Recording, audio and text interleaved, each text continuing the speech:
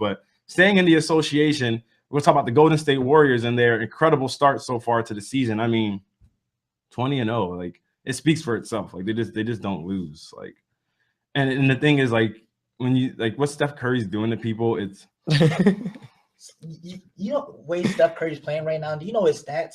He about to win. He could possibly win the MVP again, another NBA championship, break the Bulls record, and have the scoring title. And he can win most improved player. My man outscored the Hornets in the third quarter. He's the most improved player. That's what they say right now? Yeah, he's the most improved player. How can he be the most improved player when you won the MVP last season, though?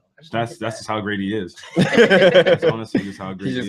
He actually has improved. I mean, he's improved. Like 22 to 30 something, 31. He sits out in fourth quarters. Like he dropped 40 last night on 18 shots and sat out the. But outscored the whole Hornets team in the third quarter by himself. 24-17. He scored 24 straight points. Like I don't think people realize how crazy that is. And like he took 18 shots.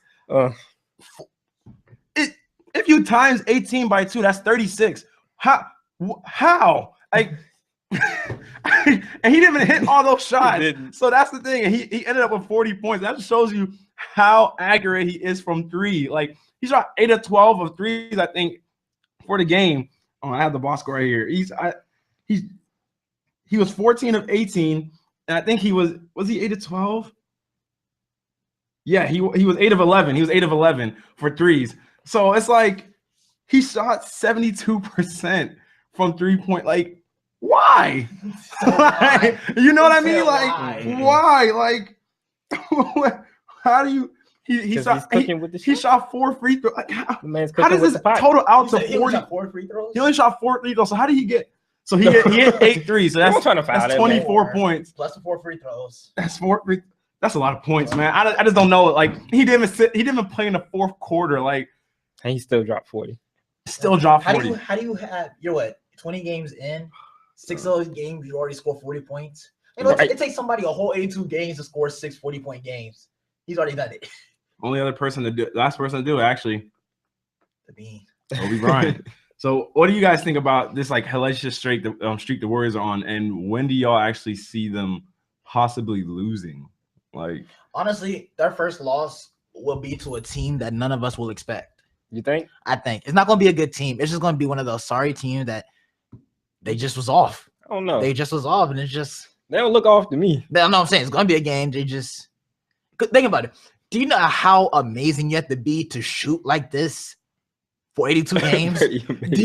That's like, bro. That's like putting your game on rookie on 2K, and just torching every game. Like even then, there's a game where you don't torch. No, it's like there's gonna be a game they don't torch. It's gonna be against a bad team for some reason. Well, I mean, there was a close game the other. Yeah, night. the Toronto had a close game as well, and I think it was only won by 5. They won by 3 against the Raptors. Wasn't it 106 to 1? The game a few days ago was like they won by 3 points. It was like the closest margin they've won by. I was like, man, we talking about that. Like, I mean, they won at the end of the day. Like, who cares? Like, it's like, they still won. Like, it doesn't matter. Still got 20 wins. You know what I'm saying? Like, I feel like the NBA and ESPN and all them come up with these stats just for stats. The Warriors won by 3 points, the closest margin they've ever won by. They're just trying to justify. What kind of crap is that? They're just trying to find any way to not let them win. They're trying to find any way to make them seem like they're not as great as they are. Yeah, that's basically what it is. Like 3 points, I mean, they won though. I feel like people are giving them the credit, but like it's like I feel like some of these stats I hear, like I never forget when sometimes I hear just this random stat when I'm watching the NBA game. Like it'll be like this player is the first player to score like 2 points within 2 seconds of the game. And I'm just like, what does that matter? Like, it's so irrelevant. Like they just say stats sometimes. I'm like, I don't even care. Like, I'm like, it's interesting, I guess, but like, I'm not thinking about this. It's not like trying to watch the game. Like, and this is the kind of tear Steph Curry's on. Like, this like metric I see, it says he's made like so far he's the fastest player in NBA history to reach 100 3-pointers made in a season. The previous record, he's reached 100 3-pointers in 20 games. The previous record was Ray Allen, and he made that he reached that in 31 games, and that was the 2005-2006 season. Like that's 11 games. That's 11 games. So it's essentially you're pretty much guessing he's gonna break his own 3-point record again. He's gonna break his own 3-point record again. That just shows his improvement. Like, the Warriors, man, why does he have so many 20-point quarters? This is his 5th 20-point quarter of the season. Like, like people can't nobody stop his shot. That's not even him. No one can stop him. Not even just a shot. They can't stop him. He's a 65. He's 65.0 effective field goal percentage this season, and it's the highest of any player, averaging over 20 points in NBA history since Wilt Chamberlain in the 1966-1967 season. Any player averaging 30 is the highest. That was just for 20 averaging 20 points. He's averaging 33 points. So for any player averaging 33 points, that's the highest. Like their team leads the league in assists, their team leads the league in field goal percentage, their team leads the league in scoring. Like the next team is like the Thunder with like 6 points behind. Like I don't even know what to say. There's nothing you can do about this team. Like, Steph Curry. So how are you feeling, Brendan, now about my 73 and 9? How are you feeling about that now? I honestly remember I said it just depends if he gets hurt or not. Mm-hmm. That was the only reason I said 69, because if he gets hurt, I mean, he gotta stay healthy. That team is good. If Steph Curry's healthy the whole time, they can break the record. But that's like I said, like health is a big thing in this NBA game, and they've been very fortunate. Like they've been very like that's why LeBron James even said it like a few weeks ago. Like they've been touched by the injury. Like it's kind of like a little jinx kind of thing. Like he was like they've been so lucky not to get injured, but like low key hoping they got injured or something like that. But like he even said it like they've been lucky to not be injured at all, and they really haven't. Like Klay Thompson's been healthy, Steph Curry's been healthy. Harrison Barnes has been healthy. And Andre Iguodala, Sean Livingston is Festus Ezeli, Andrew Bogut, Draymond Green.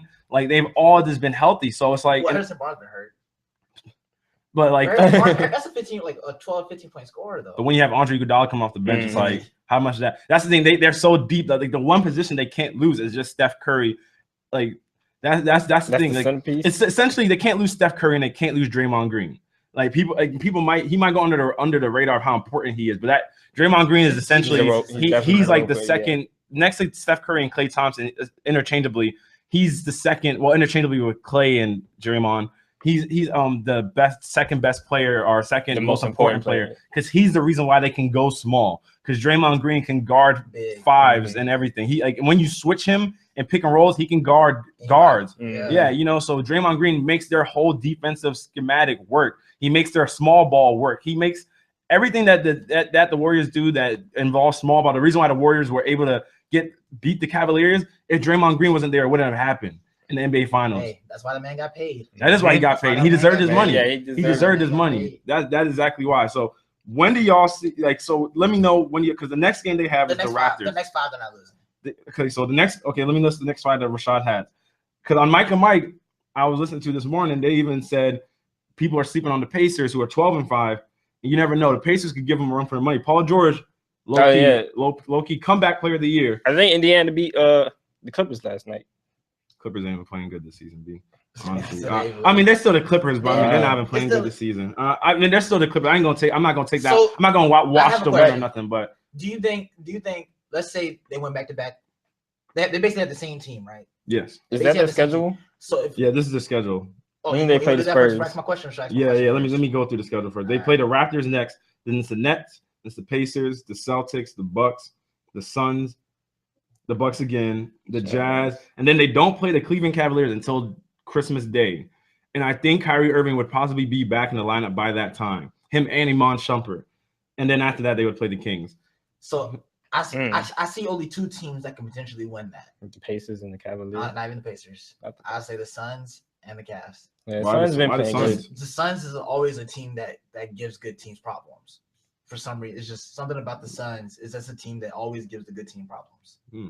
It's gonna be a while before they play the Spurs. That's another team that's been playing. I don't think the Spurs can do it. You don't think the Spurs can do it? So what team did you think would beat them? I was thinking. Oh, you were thinking the Spurs. Yeah. Oh, okay. But yeah, I say the Suns and the Cavs are the only See, for me, the Cavaliers, if Kyrie Irving is there. And I think Iman even without Shumpert, Kyrie Irving, they can give them problems. I watched the Cavaliers play. I mean, granted they're like 13-5, so let's not act like they play bad. But we see what a good point guard can do to the Cavaliers. Exactly. And when the Wizards went small the other night against the Cavaliers, they struggled so bad. And this is the Wizards. And the Wizards. That's a team that don't shoot like. Yeah, you see what I'm saying? So they went small, and the Cavaliers were just like. Oh my gosh! Like they didn't know what to do. So imagine going up against the defending NBA champions, and even LeBron stated these guys seem hungrier than we are. So it's like the games I honestly say that they would need to be on guard for is Toronto, the Pacers, and just like you said, the Suns, and then I mean obviously the Cavaliers on Christmas Day, because Toronto's a weird team, because Toronto's that team that you look on the schedule and be like, man, we go over them, but then Kyle Lowry will come out and DeMar DeRozan will come out and just play like amazing. So Valanciunas, even DeMar Carroll now. And like you'll like Toronto will just come out and just start balling on you out of nowhere, and you're just confused. And Toronto did match up against them well the last time they played. Yeah, I mean Toronto. That's actually a good team. That's what I mean. I discredited them last season when they're were 12-7. They're 12-7. When they was top in the East. I discredit that team. I was like, it's about luck. But now you actually see them play. Like that's a really good team.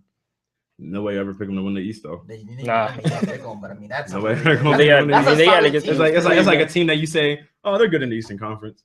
Yeah, honestly, that's what it comes to the Western Conference. Like he was first in the East, but would have been like 5th in the West at that time. So shoot, and then the Hawks came and took it from him. The Hawks came and took it from him. So what was that question you were going to ask me? Oh, so let's say this team does break the record, win back-to-back titles. Can we put this as like? I mean, I'd say you need 3 titles to become a dynasty, but do you think this team can become one of the greatest dynasties of all time?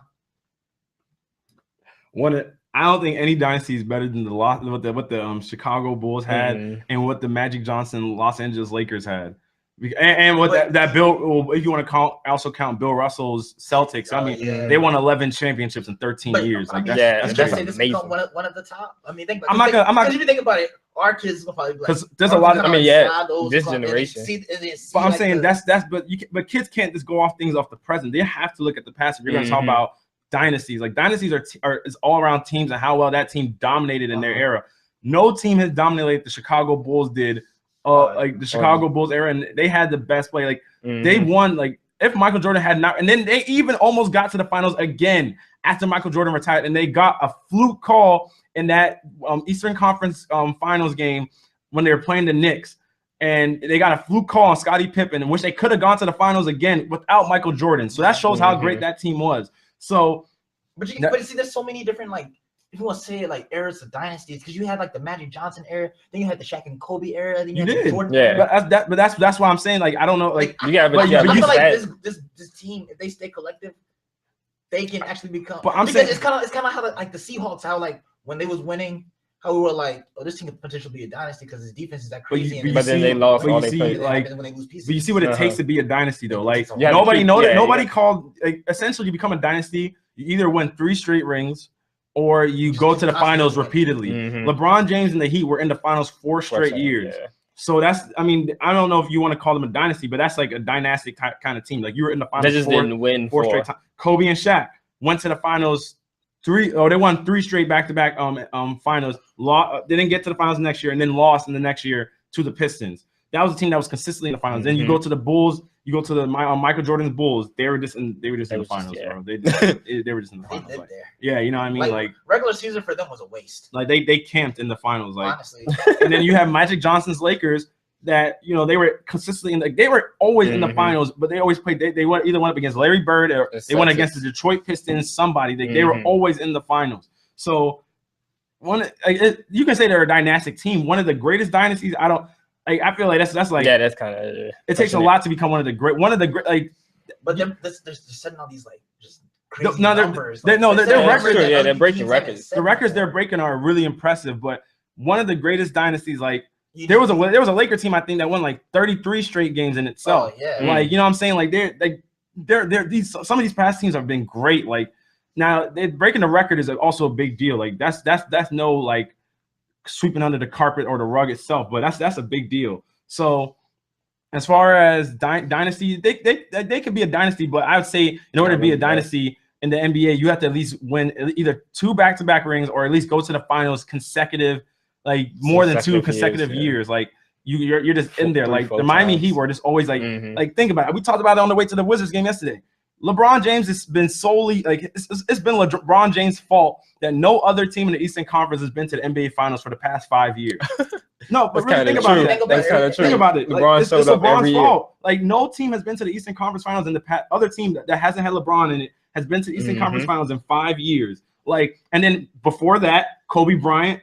No Western Conference team was in the NBA Finals for 3 straight years because of Kobe Bryant. So you think about it that way, you're just like, Those players are like, yeah, you know what I mean? Like you sit there, you're like, wow, these teams were really like these guys' teams were really great. Like it's a testament to their greatness in itself. Like people, that's why you gotta appreciate what you're seeing now. Don't try. Everybody always tries to like play it off and like, oh, like they're not as great as this past player. This is not as great. They're still Enjoy great. it now. They're still great because now people are realizing, oh, we didn't appreciate Kobe to his full extent. Now he's retiring. Now everybody's trying to go see him real quick, selling out their games and stuff. You know what I mean? And then like now the media is appreciating Kobe for what he's done for the game. I'm like, bro, he's been in the league for 20 years.